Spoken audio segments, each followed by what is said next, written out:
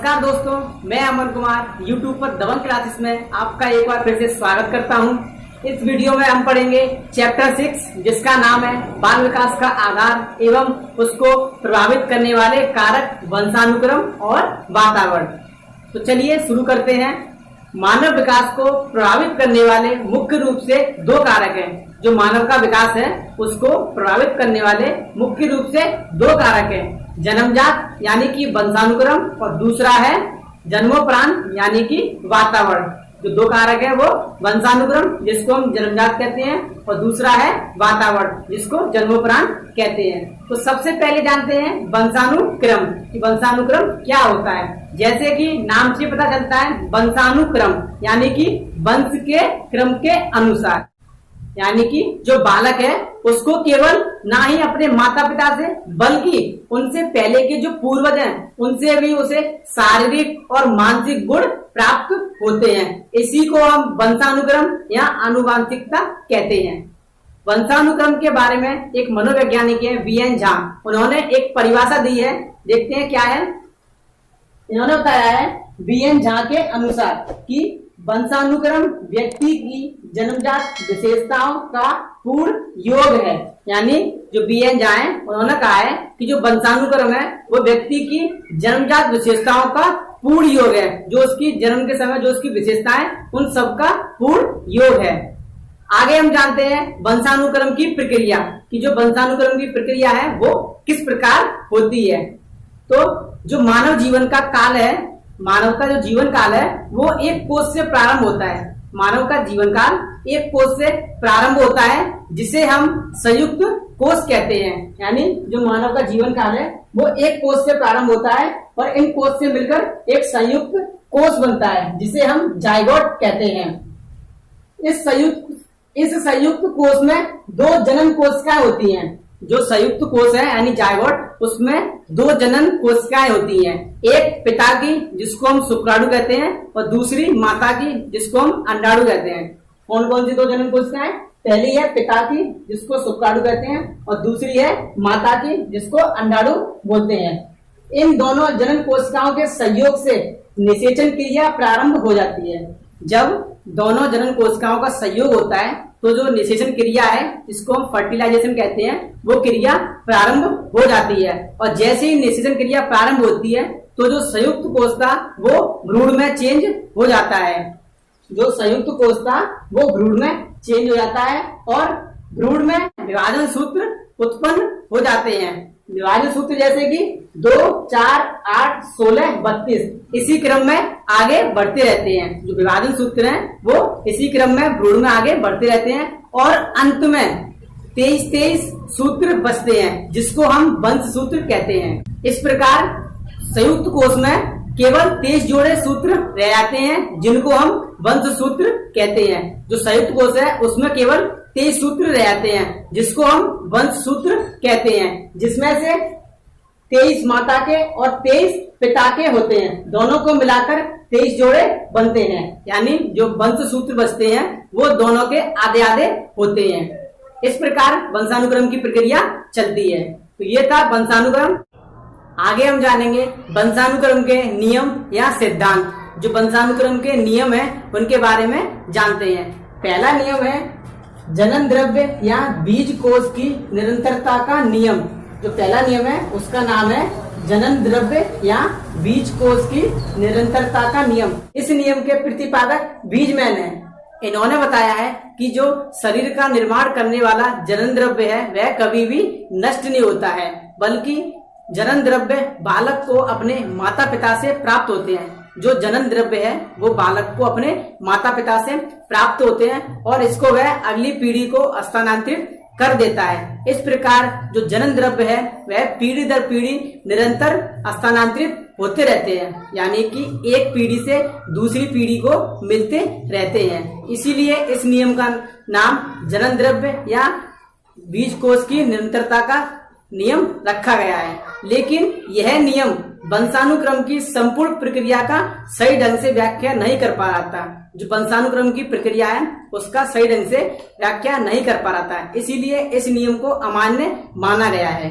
जो ये नियम था उसको अमान्य माना गया है, क्योंकि अगर ऐसा होता तो अगर कोई व्यक्ति अंधा होता तो उसकी संतान भी अंधी ही पैदा होती, इसीलिए यह नियम अमान्य माना गया है। जैसा कि मैंने यहाँ लिख रखा है, जन्म द्रव्य कभी भी नष्ट नहीं होता है, वह स्थानांतरित हो जाता है। किसको?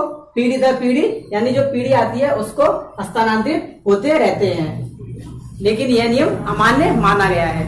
अगला नियम है उपार्जित गुणों के असंचरण का नियम। जो अगला नियम है उसका नाम है उपार्जित गुणों के असंचरण का नियम। इस नियम के भी प्रतिपादक बीजमैन ने इन्होंने प्रयोग किया था चूहों पर। जब पहला नियम अमान्य माना गया तो इन्होंने एक नियम और दिया जिसका नाम उपार्जित गुणों का असंचरण का नियम रखा गया, जो कि इन्होंने प्रयोग किया था चूहों पर। इसमें क्या है, इसमें इन्होंने बताया है कि जो माता पिता द्वारा अपने जीवन काल में जो उपार्जित गुण होते हैं वो संचरण या स्थानांतरित नहीं होते हैं। जो माता पिता के द्वारा अपने जीवन काल में जो उपार्जित गुण होते हैं वो उनकी संतानों में संचरण या स्थानांतरित नहीं होते हैं। उदाहरण से हम समझते हैं, जैसे कि एक व्यक्ति अंधा हो जाता है तो ऐसा आवश्यक नहीं है कि उसकी संतान भी अंधी ही होगी।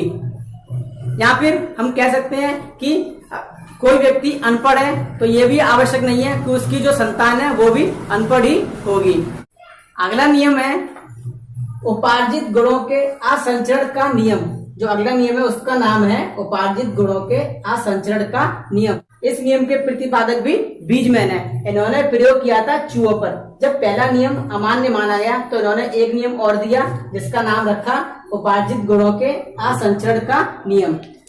इस नियम में इन्होंने बताया कि माता पिता द्वारा अपने जीवन काल में उपार्जित गुणों का संचरण उनकी संतानों में नहीं होता है। जो माता पिता के द्वारा जीवन काल में जो गुण होते हैं वो उनकी संतानों में संचरण या स्थानांतरित नहीं होते हैं। जैसे उदाहरण से हम समझें कि अगर कोई व्यक्ति अंधा हो जाता है तो यह आवश्यक नहीं है कि उसकी संतान भी अंधी होगी। या फिर कोई व्यक्ति अनपढ़ है तो यह भी आवश्यक नहीं है कि उसकी संतान भी अनपढ़ ही होगी।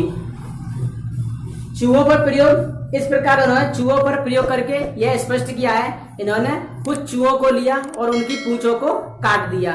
इस प्रकार यह पीढ़ी दर पीढ़ी चूहों की पूंछों को काटते रहे, लेकिन ऐसी कोई भी पीढ़ी नहीं आई जिस पीढ़ी में चूहा बिना पूंछ का पैदा हुआ हो। इससे यह स्पष्ट होता है कि जो गुण होते हैं वो संतानों में स्थानांतरित या स्थानांतरित नहीं होते हैं। अगला नियम है उपार्जित गुणों के संचरण का नियम।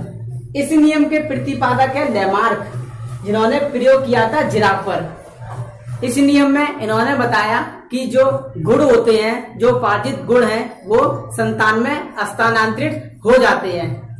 बीजमैन ने बताया था कि जो उपार्जित गुण होते हैं वो संतानों में स्थानांतरित नहीं होते हैं, लेकिन लैमार्क ने बताया कि जो उपार्जित गुण होते हैं वो संतानों में स्थानांतरित हो जाते हैं।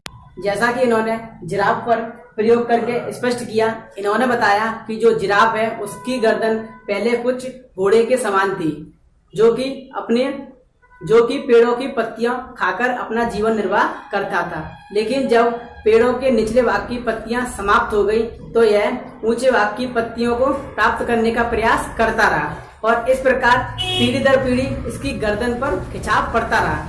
इस प्रकार पीढ़ी दर पीढ़ी इसकी गर्दन लंबी होती गई और अंत में इसकी गर्दन लंबी हो गई। इस आधार पर लैमार्क ने बताया कि जो उपार्जित गुण होते हैं वो अगली पीढ़ी को स्थानांतरित हो जाते हैं। अगला नियम है जैव सांख्यिकी नियम। इस नियम के प्रतिपादक गाल्टन थे। जो अगला नियम है उसका नाम है जैव सांख्यिकी नियम। इस नियम के प्रतिपादक गाल्टन थे। इन्होंने एक पीढ़ी से दूसरी पीढ़ी में संचरित होने वाले गुणों के आंकड़ों को एकत्रित किया। इन्होंने जो एक पीढ़ी से दूसरी पीढ़ी में जो गुण हैं वो स्थानांतरित होते हैं उनके आंकड़ों को एकत्रित किया। ये आंकड़े मानव की शारीरिक बनावट और विशेषताओं से संबंधित थे। जो आंकड़े थे वो मानव की शारीरिक बनावट और विशेषताओं से संबंधित थे। इन्होंने बताया कि जीव के लक्षण उसे माता पिता से नहीं बल्कि दादा दादी, परदादा परदादी और अन्य पूर्वजों से भी मिलते हैं। जो जीव के लक्षण हैं उसे केवल माता पिता से ही नहीं बल्कि दादा दादी, परदादा परदादी और अन्य पूर्वजों से भी मिलते हैं। तो चलिए देखते हैं कि कितने कितने गुण किस किस पीढ़ी से जीव को मिलते हैं। ये है एक जीव। इस जीव को व्यक्ति की समस्त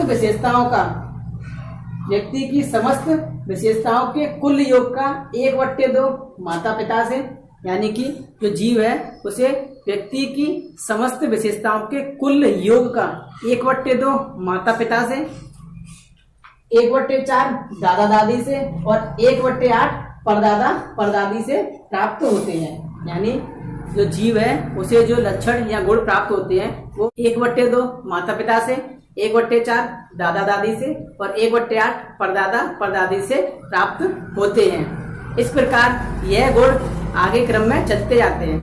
जैसे जैसे पीढ़ी पुरानी हो जाती है उसका अंशदान भी कम हो जाता है। यही कारण है कि बुद्धिमान माता पिता की संतानें बुद्धिहीन हो सकती है यदि उन दोनों के पूर्वजों में कोई मंद बुद्धि रहा हो। तो ये था जैव सांख्यिकी का नियम। अगला नियम है मेंडल का नियम। जो वंशानुक्रम का अगला नियम है उसका नाम है मेंडल का नियम। इस नियम के प्रतिपादक ग्रेगर जॉन मेंडल थे। इन्होंने जो प्रयोग किया था वो चूहों तथा मटर पर किया था। जो ग्रेगर जॉन मेंडल हैं उन्होंने चूहों तथा मटर पर प्रयोग किया था, लेकिन मटर का प्रयोग ज्यादा सक्सेस नहीं हुआ, इसीलिए इन्होंने चूहों पर प्रयोग किया। तो चलिए देखते हैं इनका चूहों पर प्रयोग। इन्होंने सफेद तथा काले चूहों को एक साथ रखा। इन्होंने 2 चूहे लिए जिनमें से एक सफेद तथा एक काला चूहा था। इन दोनों चूहों को इन्होंने एक साथ रखा तो इनसे जो चूहे उत्पन्न हुए वे सभी चूहे काले थे। जो सफेद और काले चूहे इन्होंने लिए थे, इनसे जो चूहे उत्पन्न हुए वे सभी चूहे काले रंग के थे। फिर इन्होंने क्या किया, जो सफेद और काले रंग से जो चूहे उत्पन्न हुए उनमें से 2 काले चूहे लिए, उनको एक साथ रखा। उनमें से 2 काले चूहे लिए, उनको एक साथ रखा। इस बार इन्होंने देखा कि इनसे जो चूहे उत्पन्न हुए वो सफेद तथा काले दोनों रंग के थे। इस बार जो चूहे उत्पन्न हुए इनसे सफेद तथा काले दोनों रंग के चूहे थे, जिनका अनुपात 3:1 का था, यानी कि 3 काले और 1 सफेद। जो इस बार इन्होंने जो चूहे रखे उनसे 3 काले चूहे और 1 सफेद रंग का चूहा उत्पन्न हुआ। काले रंग के जो चूहे का परसेंटेज था वो 25-25 था और सफेद रंग का भी 25% था। फिर आगे क्या हुआ, आगे इन्होंने फिर देखा तो काले से काला चूहा उत्पन्न हुआ और सफेद से सफेद चूहा उत्पन्न हुआ, और जो 2 काले चूहे बचे उन्होंने उनको एक साथ रखा। इस बार भी 3 काले और 1 सफेद रंग का चूहा उत्पन्न हुआ। तो दोबारा इन्होंने काले रंग के चूहे लिए, उनसे भी 3 काले और 1 सफेद रंग का चूहा उत्पन्न हुआ। लेकिन इस बार जो पहले रंग का काला चूहा था उसका जो परसेंटेज था वो 75% था। जो काले रंग का पहला चूहा हुआ था उसका परसेंटेज 75 था और सफेद वाले का 25% था। तो ये था मेंडल का नियम। इस नियम को हम एक नाम से और जानते हैं, इस नियम को हम एक नाम से और जानते हैं जिसका नाम है मेंडलवाद का नियम, क्योंकि इस नियम को ग्रेगर जॉन मेंडल ने दिया था, इसीलिए इसको हम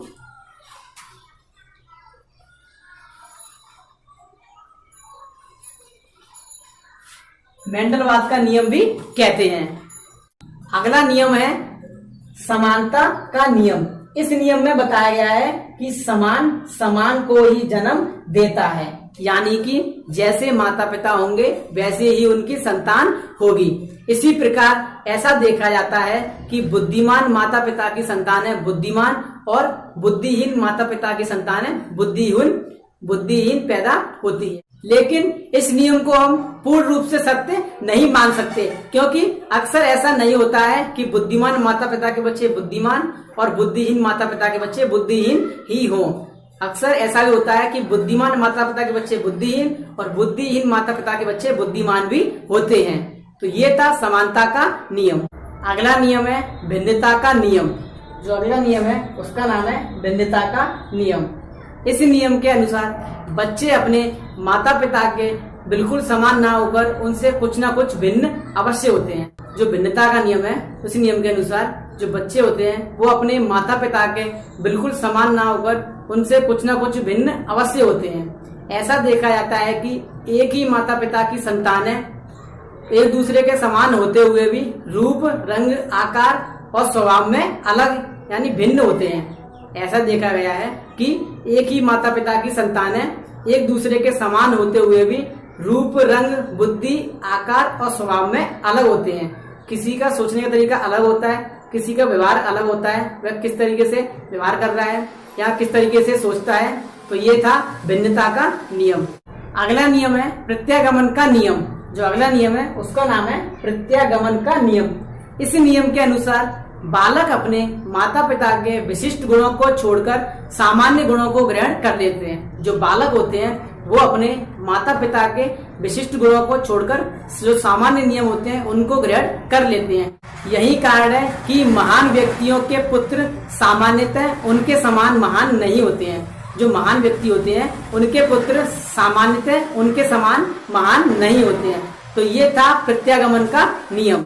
तो इस प्रकार हमने वंशानुक्रम के बारे में जाना और वंशानुक्रम के नियम के बारे में जाना। इस वीडियो को आप एक बार रिवाइज करके जरूर देखें, खास करके वंशानुक्रम के नियम, क्योंकि इस नियम से भी एग्जाम में 1 या 2 क्वेश्चन जरूर पूछ लिए जाते हैं। जैसे कि पूछ लेगा कि मेंडलवाद का नियम किसने दिया था, या उपार्जित गुणों के असंचरण का नियम किसने दिया है, या लैमार्क ने किस पर प्रयोग किया था। इस तरीके के प्रश्न एग्जाम में पूछ लेता है। तो इसीलिए आप इसको बड़े ध्यान से जरूर देखें। धन्यवाद।